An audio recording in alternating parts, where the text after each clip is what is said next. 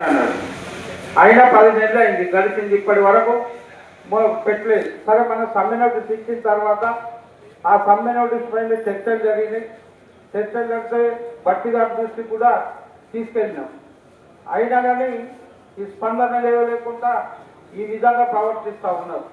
బట్టి గారు ఇక్కడికి వచ్చినప్పుడు చెప్పినాం స్పష్టంగా, మీరందరూ కూడా వచ్చింది.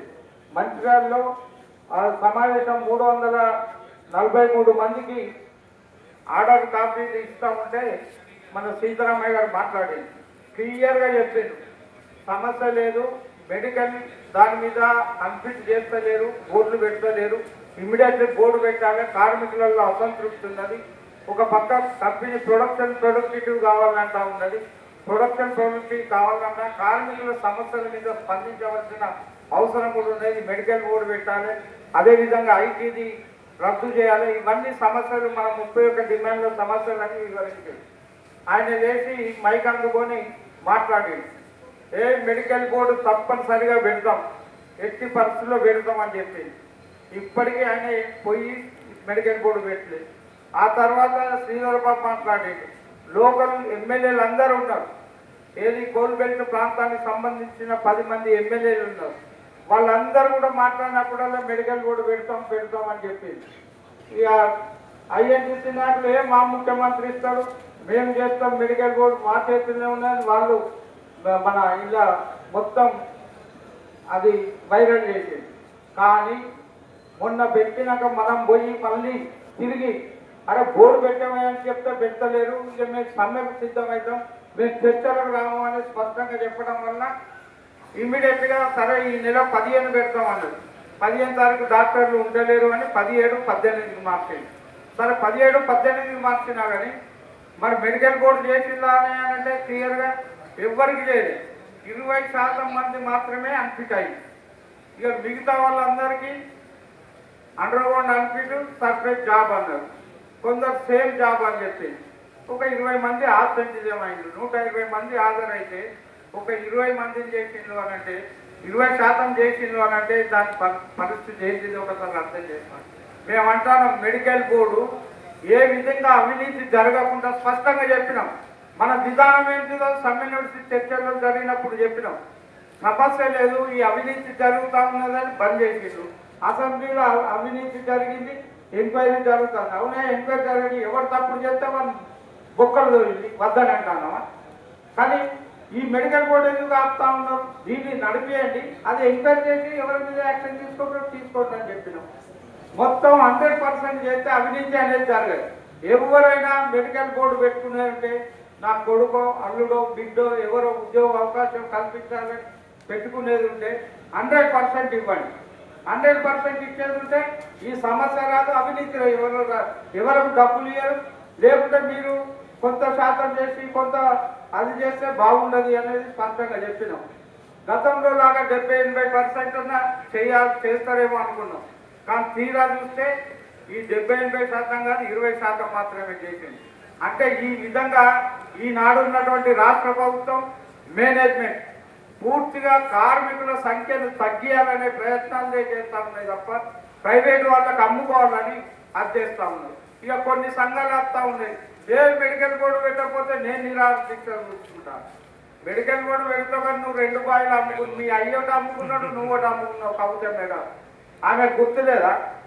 ఆమె అరబిందో కంపెనీ కోయగూడెం 3 ఇంక్లైన్ ఎవరికి ఇచ్చిందే? ఆమె పార్ట్నర్ అరబిందో కంపెనీ, ఇద్దరు కలిసి జైలు పోయి ఆయనకు బాయ్ ఇచ్చింది. ఆమె తండ్రితో చెప్పించుకొని ఎలాంటి సింగరేట్ని మనం అధ్యయకుండా అందులో పాల్గొనకుండా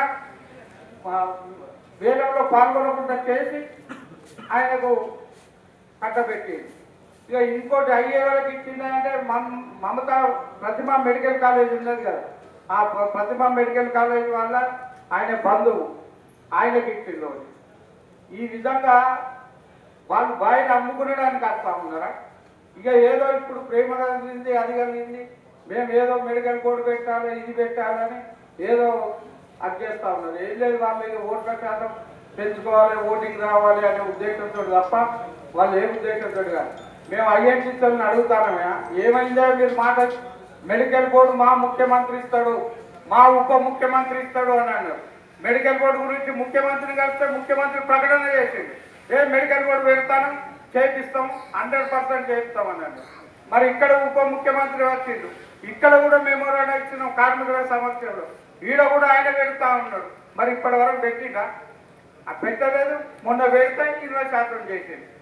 అంటే వీళ్ళు ఏమైనా కానీ ఈ బాయిలన్నీ వచ్చే కొత్త బాయిలన్నీ ఈ మనకు 60,000 కోట్ల రూపాయలు రావాలి. ఈ 60,000 కోట్ల రూపాయలు ఇప్పటి వరకు ఈ రోజు వరకు 60,000 కోట్ల రూపాయలు అయితే ఆ కోట్ల రూపాయలు ఇచ్చే సమస్య లేదు, కొత్త బాయిలు వచ్చే సమస్య లేదు. వీళ్ళు ఏమంటారు మేనేజ్మెంట్, అరే ఈ మ్యాన్ పవర్ని తీసుకొని మేమేం చేయాలి, కొత్త బాయిలు అవుతాయి కదా, మ్యాన్ పవర్ అవసరం పడుతుంది, అవసరం ఉంటే 100% చేస్తాము. ఇప్పుడు తెరిచే బాయిలు ఉన్నాయి కదా, పివి నరసింహరావు బాయి ఉన్నది భూపాలపల్లిలో, అదేవిధంగా గోదావరి గంటలో ఉన్నది, అదేవిధంగా మన దగ్గర శ్రావణపల్లి ఉన్నది, ఎంబీకే ఓపెన్ కాస్ట్ ఉన్నది, మన కోయగూడెంలో 3 ఇంక్లైన్ మనకి ఇవ్వచ్చు. ఇక మొన్న ఒకటి ఇచ్చి ఏది పాడిచేర్ల 2 ఇచ్చింది. ఇది ఎప్పుడే పాపం రోషే గారు ఉన్నప్పుడు ప్రైవేట్ వాళ్ళకి ఏఎంఆర్ కంపెనీకి వైఎస్ రాజశేఖర రెడ్డి ఇస్తే అది రద్దు చేసి సింగరేణికి కాల్చింది. ఇన్ని రోజులు పర్మిషన్ తెచ్చుకో చేత కాలేదు యాజమాన్యానికి, ప్రభుత్వానికి. ప్రభుత్వం అక్కడ ఉన్నదే వల్ల మన కిషన్ రెడ్డి మాట్లాడుతాడు కదా, మేము అన్నీ ఇస్తామని. మరి దీనికి ఎందుకు వెళ్ళలేదు? తాడికేళ్ళకి ఇన్ని సంవత్సరాల నుండి మీరు ఇప్పుడు రోషా చనిపోయి ఎన్ని సంవత్సరాలు అయింది?